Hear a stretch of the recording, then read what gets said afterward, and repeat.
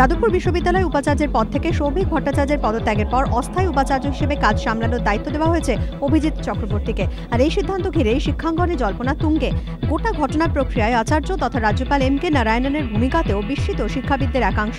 তাদের মতে, উপাচার্যের পদত্যাগ পরবর্তী প্রক্রিয়া হিসেবে শিক্ষামন্ত্রীর সঙ্গে রাজ্যপালের আলোচনার কথা আইনে বলা থাকলেও কাকে অস্থায়ী দায়িত্ব দেওয়া হবে তা নিয়ে রাজ্য সরকারের সুপারিশ মানতে বাধ্য নন রাজ্যপাল তথা আচার্য।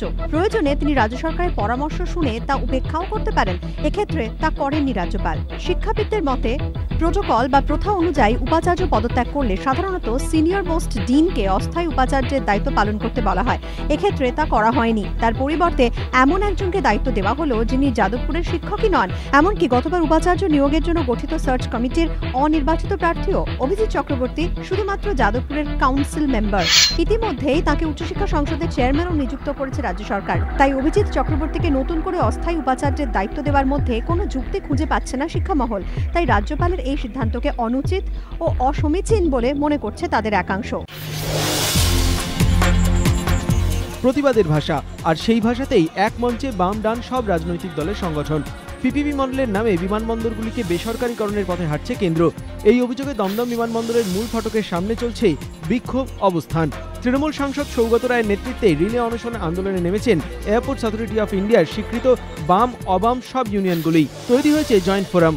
তাদের অভিযোগ, পিপিপি মডেলের নাম করে বিমানবন্দরগুলিকে বেসরকারীকরণের পথে হাঁটছে কেন্দ্র। সৌগত রায়ের অভিযোগ, ব্যক্তিগত আর্থিক লাভের জন্য এই সিদ্ধান্ত তড়িঘড়ি কার্যকর করতে তৎপর অসামরিক বিমান পরিবহন মন্ত্রী অজিত সিংহ। পেঁয়াজের ঝাঁঝে চোখে জল গোটা দেশের মানুষের। কারণ কি?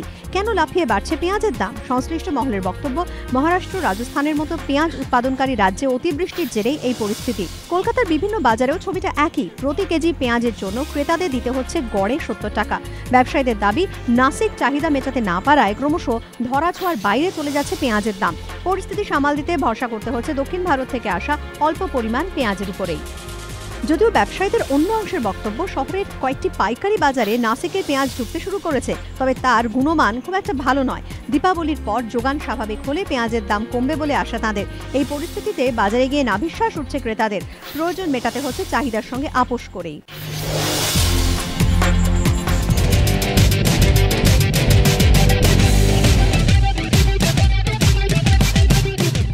একলব্যের প্রস্তুতি।